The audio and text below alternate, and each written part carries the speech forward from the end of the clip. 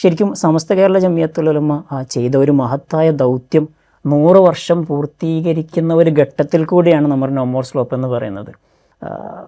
സംസ്ഥയുടെ 100ാമത്തെ വർഷം സെൻറ്റിനറി, അതിൻ്റെ പ്രവർത്തനങ്ങൾ, അതിൻ്റെ ഒരു വിളംബരമാണ് 14-ാം തീയതി മലപ്പുറത്ത് വെച്ച് നടക്കുന്നത്.